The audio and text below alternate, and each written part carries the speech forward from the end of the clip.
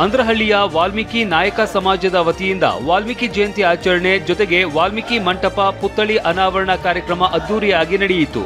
101 ಕಳಸ ಮೆರವಣಿಗೆ, ಕಲಾ ತಂಡಗಳಿಂದ ನೃತ್ಯ ವಿಶೇಷವಾಗಿತ್ತು. ಗಣ್ಯರಿಂದ ಪುತ್ಥಳಿ ಅನಾವರಣಗೊಳಿಸಲಾಗಿತ್ತು. ಅಂದರಹಳ್ಳಿ ಜನ ಸಂತೋಷದಿಂದ ಪಾಲ್ಗೊಂಡಿದ್ರು. ಕಾರ್ಯಕ್ರಮದಲ್ಲಿ ಅನ್ನದಾನವೂ ನಡೆಯಿತು. ಬೆಂಗಳೂರಿನ ಅರಮನೆ ಮೈದಾನದಲ್ಲಿ 27ನೇ ವರ್ಷ jewellery of India jewels expo ಆಯೋಜಿಸಲಾಗಿದೆ. ಸೌತ್ ಸಿನಿ ದುನಿಯಾದ ಸುಂದರಿ ಸಮಂತಾ 3 ದಿನಗಳ ಅತಿದೊಡ್ಡ ಜ್ಯುವೆಲ್ಸ್ ಎಕ್ಸ್ಪೋ ಉದ್ಘಾಟನೆ ಮಾಡಿದ್ರು. ಒಂದೇ ಸೂರಿನ ಅಡಿಯಲ್ಲಿ 100 ಮಳಿಗೆಗಳಲ್ಲಿ ವಿಭಿನ್ನ ಆಭರಣಗಳನ್ನ ಮಾರಾಟಕ್ಕೆ ಇಡಲಾಗಿದೆ. ಚಿನ್ನಾಭರಣ ಖರೀದಿಗೆ ಮಹಿಳೆಯರು ಮುಗಿಬಿದ್ದಿದ್ದು ಆಯೋಜಕರು ಕೂಡ ಖುಷಿಯಾಗಿದ್ರು. ಜ್ಯುವೆಲ್ಸ್ ಆಫ್ ಇಂಡಿಯಾ ಬಂದ್ಬಿಟ್ಟು ಇದು 27ನೇ ವರ್ಷ. ನಾವು 27 ವರ್ಷದಿಂದ ಈ ಶೋನ ನಡೆಸ್ಕೊಂಡು ಬರ್ತಾ ಇದ್ದೀವಿ.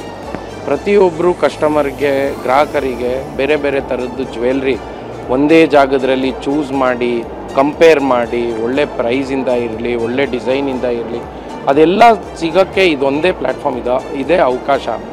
ಸೊ ಜ್ಯುವೆಲ್ಸ್ ಆಫ್ ಇಂಡಿಯಾ ನಮ್ಮ 2025 ಈ ವರ್ಷ ಚೆನ್ನಾಗಿ ನಡೆದಿದೆ. ರಾಜ್ಯದ ಮೂಲೆ ಮೂಲೆಯಲ್ಲಿ ಇರುತ್ತೆ TV9 ಕ್ಯಾಮೆರಾ.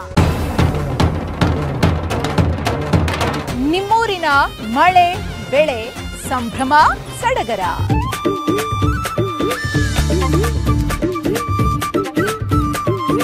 ಮೈಸೂರಿನಿಂದ ಮಂಗಳೂರು, ಬೀದರ್ನಿಂದ ಬೆಂಗಳೂರು. ಮುಂಜಾನೆ ಕಾಫಿ ಟೀ ಜೊತೆ ಇಡೀ ರಾಜ್ಯದ ಸಮಗ್ರ ಸುದ್ದಿಯ ಲೈವ್. ಗುಡ್ ಮಾರ್ನಿಂಗ್ ನಮ್ಮೂರು, ಪ್ರತಿದಿನ ಬೆಳಗ್ಗೆ 7:30ಕ್ಕೆ. ಅದು ಬ್ರ್ಯಾಂಡ್ ಬೆಂಗಳೂರಿನ ಅಡಿಯಲ್ಲಿ ನಿರ್ಮಿಸಿದ್ದ ರಾಜಧಾನಿಯ ಮೊಟ್ಟ ಮೊದಲ ಸ್ಮಾರ್ಟ್ ಬಸ್ ನಿಲ್ದಾಣ. ಮಹಿಳೆಯರ ಅನುಕೂಲಕ್ಕೆ ಅಂತ ಹೈಫೈ ಟೆಕ್ನಾಲಜಿ, ದುಬಾರಿ ವೆಚ್ಚದಲ್ಲಿ ನಿರ್ಮಿಸಿದ್ದ ಆ ಸ್ಮಾರ್ಟ್ ನಿಲ್ದಾಣ ಇದೀಗ ಇದ್ದೂ ಇಲ್ಲದಂತಾಗಿದೆ.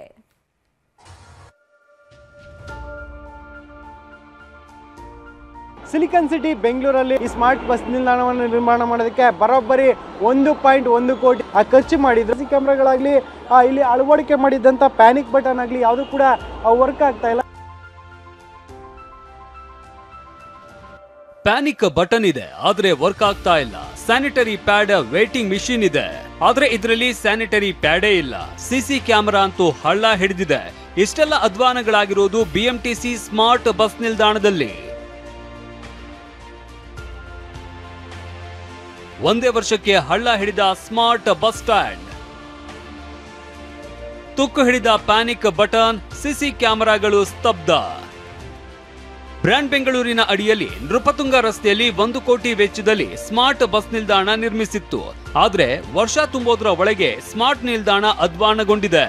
ಕೋಟಿ ಹಣವನ್ನ ವೆಚ್ಚ ಮಾಡಿದ ಬಳಿಕ ಕೂಡ ಅದು ನಿರುಪಯುಕ್ತ ಆಗಿರುವಂಥದ್ದಲ್ಲ. ಇದು ಸ್ಯಾನಿಟರಿ ಒಂದು ಡಿಸ್ಪೆನ್ಸ್ ಯಂತ್ರ ಏನಿದೆ ಅದು ಕೂಡ ಕಂಪ್ಲೀಟ್ ಆಗಿ ಒಂದು ವರ್ಕನ್ನು ನಿಲ್ಲಿಸಿದೆ. ಜೊತೆಗೆ CC ಕ್ಯಾಮ್ರಾಗಳನ್ನು ಅಳವಡಿಕೆ ಮಾಡಿದ್ರು. ಮಹಿಳೆಯರ ಸುರಕ್ಷತೆಯ ದೃಷ್ಟಿಯಲ್ಲಿ ಆ CC ಕ್ಯಾಮ್ರಾವನ್ನೇ ಕಿತ್ಕೊಂಡು ಹೋಗಿರುವಂಥದ್ದು. ಮಹಿಳೆಯರ ಸುರಕ್ಷತೆಗೆ ಅಂತ ಕೆಲ ಸ್ವಯಂ ಸೇವಾ ಸಂಸ್ಥೆಗಳ ಜೊತೆ ಸೇರಿ ನಿರ್ಮಿಸಿದ್ದ ಈ ಸ್ಮಾರ್ಟ್ ನಿಲ್ದಾಣದಲ್ಲಿನ CC ಕ್ಯಾಮೆರಾಗಳನ್ನ ಕಿಡಿಗೇಡಿಗಳು ಕದ್ದೊಯ್ದಿದ್ದಾರೆ. ತುರ್ತು ಸಮಯದಲ್ಲಿ ಸಹಾಯಕ್ಕೆ ಅಳವಡಿಸಿದ್ದ ಪ್ಯಾನಿಕ್ ಬಟನ್ ವರ್ಕ್ ಆಗ್ತಾ ಇಲ್ಲ. ಇತ್ತ ಸ್ಯಾನಿಟರಿ ಪ್ಯಾಡ್ ಯಂತ್ರ ಖಾಲಿಯಾಗಿದೆ. ಜನರ ಉಪಯೋಗಕ್ಕೆ ಸಿಗದ ಮೇಲೆ ಕೋಟಿ ಹಣ ವ್ಯರ್ಥ ಮಾಡಿದ್ದು ಯಾಕೆ ಅಂತ ಪ್ರಯಾಣಿಕರು ಕಿಡಿಕಾರ್ತಾ ಇದ್ದಾರೆ. ಯಾವ ಉಪಯೋಗ ಇಲ್ಲ, ಬರೀ ದುಡ್ಡು ಹಾಳಾಗ್ತಾ ಇದೆ ಗೌರ್ಮೆಂಟ್ ಇಂದ ಹೊರತು ಒಂದು ಯೂಸ್ ಇಲ್ಲ ಲೇಡೀಸ್ಗೆ. ಮಹಿಳೆಯರಿಗೆ ಫ್ರೀ ಬಸ್ ಕೊಟ್ಟಿದ್ದೀವಿ ಅಂತ ಸರ್ಕಾರ ಹೇಳುತ್ತೆ, ಆದ್ರೆ ಈ ರೀತಿ ಅವ್ಯವಸ್ಥೆ ಬೇಸರ ತರಿಸುತ್ತೆ ಅಂತ ಪ್ರಯಾಣಿಕರು ಕೆಂಡ ಕಾರಿದ್ದಾರೆ. ಸುಮ್ಮನೆ ಅವ್ರು ಇನ್ವೆಸ್ಟ್ ಮಾಡಿ ಏನೋ ಒಂದು ಸುಮ್ಮನೆ ತೋರಿಸ್ಬೇಕಿತ್ತು ಸರ್, ಖರ್ಚು ಮಾಡಿದೀವಿ ಅಂತ ಅದಕ್ಕೋಸ್ಕರ ಹಾಕಿದ್ದಾರೆ ಅಷ್ಟೇ. ಆದರೆ ಸೇಫ್ಟಿ ಈ ಥರ ಮಾಡಿದ್ರೆ ಸೇಫ್ಟಿ ಫಸ್ಟ್ ಆಫ್ ಆಲ್ ಹಗಲತ್ತಲ್ಲೇ ಸೇಫ್ಟಿ ಇದೆ, ನೈಟ್ ಸೇಫ್ಟಿ ಇರುತ್ತಂತ ಏನು ಗ್ಯಾರಂಟಿ? ಕೋಟಿ ಹಣ ಸುರಿದು ನಿರ್ಮಿಸಿದ್ದ ಸ್ಮಾರ್ಟ್ ಬಸ್ ನಿಲ್ದಾಣ ನಿರ್ವಹಣೆ ಇಲ್ಲದೆ ಹಳ್ಳ ಹಿಡಿದಿದೆ. ಇನ್ನಾದ್ರೂ ಮಹಿಳೆಯರ ಬಳಕೆಗೆ ಸಿಗುತ್ತಾ ನೋಡ್ಬೇಕಿದೆ.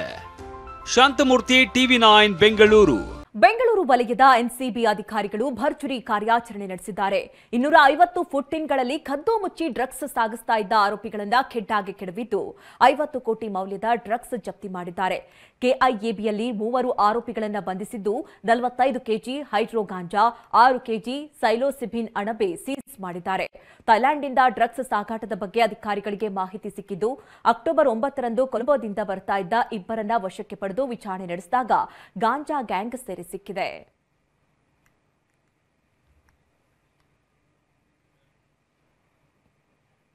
ಒಂದೇ ಒಂದು ಮಳೆಗೆ ಇಡೀ ಲೇಔಟ್ ಜಲಾವೃತವಾಗಿತ್ತು. ಐಷಾರಾಮಿ ಬಡಾವಣೆ ಥೇಟ್ ಕೆರೆಯಂತೆ ಬದಲಾಗಿತ್ತು. ರೇನ್ಬೋ ಲೇಔಟ್ ಅವಾಂತರಕ್ಕೆ ಅನಧಿಕೃತ ಮನೆಗಳೇ ಕಾರಣ ಅನ್ನೋ ಆರೋಪ ಕೇಳಿಬಂದಿದೆ. ಆಪರೇಷನ್ ಆರಂಭಿಸುವ ಬಗ್ಗೆ ಜಿಬಿಎ ಆಯುಕ್ತರು ಸುಳಿವು ಕೊಟ್ಟಿದ್ದಾರೆ. ರೇನ್ಬೋ ಡ್ರೈವ್ ಲೇಔಟ್ ಅವಾಂತರದ ಹಿಂದೆ ಅಕ್ರಮ, ಅನಧಿಕೃತ ಮನೆಗಳ ಮೇಲೆ ಜಿಬಿಎ ಕಣ್ಣು.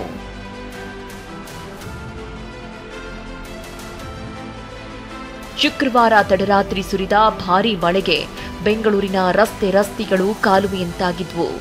ಅದರಲ್ಲೂ ಹಾಲನಾಯಕನಹಳ್ಳಿಯ ರೇನ್ಬೋ ಲೇಔಟ್ ಸಂಪೂರ್ಣ ಜಲಾವೃತವಾಗಿತ್ತು.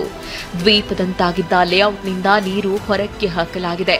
ಆದರೆ ಲೇಔಟ್ನ ತಗ್ಗು ಪ್ರದೇಶಗಳಲ್ಲಿ ಕೆಲವರು ಅನಧಿಕೃತವಾಗಿ ಮನೆ ಕಟ್ಟಿಕೊಂಡಿದ್ದಾರೆ. ಇಲ್ಲಿ ಹಲವೆಡೆ ಅನಧಿಕೃತ ಮನೆಗಳಿದ್ದು ಶಾಶ್ವತ ಪರಿಹಾರಕ್ಕಾಗಿ ಅಂಥವುಗಳ ಮೇಲೆ ಕ್ರಮ ಕೈಗೊಳ್ಳೋ ಮುನ್ಸೂಚನೆಯನ್ನ ಜಿಬಿಎ ಆಯುಕ್ತರು ನೀಡಿದ್ದಾರೆ. ಸತತವಾಗಿ ಸಮಸ್ಯೆ ಬರುತ್ತಾ ಇದೆ. ಇದನ್ನು ನಾವು ನೋಡಿದ ಪ್ರಕಾರ ಅಲ್ಲಿ ತೆಗ್ಗು ಪ್ರದೇಶದಲ್ಲಿ ಅವರು ಮನೆ ಕಟ್ಟಿದ್ದಾರೆ. ಕೆಲವು ಜನರು ರೆವೆನ್ಯೂ ಲೇಔಟ್ ಅಂತ ಹೇಳಿ ಯಾರ ಅನುಮೋದನೆ ತಗೊಂಡು ಮಾಡಿದ್ದಾರೆ, ನಮಗೆ ನೋಡಬೇಕಾಗ್ತದೆ. ಅಂಡರ್ಲೈಯಿಂಗ್ ಪ್ರಾಬ್ಲಮ್ ಖಂಡಿತ ಇರುತ್ತದೆ. ಅದಕ್ಕೆ ನಾವು ಏನಾದರೂ ಪರ್ಮನೆಂಟ್ ಸೊಲ್ಯೂಷನ್ ಹುಡುಕಲಿಕ್ಕೆ ಕ್ರಮ ತಗೊಳ್ತೇವೆ. ಇನ್ನು ರೇನ್ಬೋ ಲೇಔಟ್ನಲ್ಲಿ ಕೆಲವರು ಕೋರ್ಟ್ ಮೊರೆ ಹೋಗಿದ್ದಾರೆ. ಹೀಗಾಗಿ ಅಲ್ಲಿ ಕೆಲಸ ಮಾಡಲು ಆಗ್ತಾ ಇಲ್ಲ ಅಂತ ಆಯುಕ್ತರು ಹೇಳ್ತಿದ್ದಾರೆ. ಕೆಲವು ಜನರು ಅಲ್ಲಿ ಕೋರ್ಟ್ನಲ್ಲಿ ಕೇಸ್ ಇದೆ ಅಂತ ಹೇಳಿ ನಮಗೆ ಕೆಲಸ ಮಾಡಲಿಕ್ಕೆ ಬಿಡ್ತಾ ಇಲ್ಲ. ಸೊ ಅದಕ್ಕೆ ನಾವು ಸ್ವಲ್ಪ ಎಷ್ಟು ನಮ್ಮ ಕಡೆಯಿಂದ ಆಗ್ತದೆ ನಾವು ಖಂಡಿತ ಮಾಡ್ತೇವೆ. ಮಾತ್ರ ಲೇಔಟ್ನಲ್ಲಿನೇ ಅವರು ತಪ್ಪು ಮಾಡಿ ಮತ್ತೆ ನಮಗೆ ಕೆಲಸ ಮಾಡಲಿಕ್ಕೆ ಬಿಡಲಿಕ್ಕೆ ಅವಕಾಶ ಕೊಡಲೇಬೇಕಾಗ್ತದೆ. ಇನ್ನು ಇಬ್ಬಲೂರು ವೃತ್ತದ ಬಳಿ ಹಲವು ಸಮಸ್ಯೆಗಳ ಬಗ್ಗೆ ಆರೋಪ ಕೇಳಿಬಂದಿತ್ತು. ಹೀಗಾಗಿ ಜಿಬಿಎ ಆಯುಕ್ತ ಮಹೇಶ್ವರ್ ರಾವ್ ಇಂದು ಭೇಟಿ ನೀಡಿ ಪರಿಶೀಲಿಸಿದ್ರು. ಇಬ್ಬಲೂರು ವೃತ್ತದಲ್ಲಿ ಹೆಚ್ಚಾಗಿದ್ದ ಕಸದ ಸಮಸ್ಯೆ ಬಗೆಹರಿಸಲಾಗಿದೆ ಅಂತ ಆಯುಕ್ತರು ಫುಟ್ಪಾತ್ ಸಮಸ್ಯೆ ಸೇರಿ ಎಲ್ಲವನ್ನ ಸರಿಪಡಿಸಲಾಗಿದೆ ಎಂದರು. ಲಕ್ಷ್ಮೀ ನರಸಿಂಹ, ಟಿವಿ9 ಬೆಂಗಳೂರು. ಟಿವಿ9 ನಂಬರ್ 1 ಚಾನಲ್ ಮಾತ್ರವಲ್ಲ, ಪ್ರತಿಯೋರ್ವ ಕನ್ನಡಿಗನ ಅಚ್ಚಳಿಯದ ವಿಶ್ವಾಸ. ಪಕ್ಕಾ ಸುದ್ದಿ, ನಿಖರ ಮಾಹಿತಿ ನೀಡುತ್ತಾ ಬಂದಿರೋದು ಟಿವಿ9 ಹೆಗ್ಗಳಿಕೆ. ಕಳೆದ 20 ವರ್ಷಗಳಿಂದ ನಿರಂತರ ಕನ್ನಡಿಗರ ಹೃದಯದಲ್ಲಿ ಸ್ಥಾನ ಪಡೆದ ಏಕೈಕ ಸುದ್ದಿ ವಾಹಿನಿ ಟಿವಿ9 ಕನ್ನಡ, ಉತ್ತಮ ಸಮಾಜಕ್ಕಾಗಿ.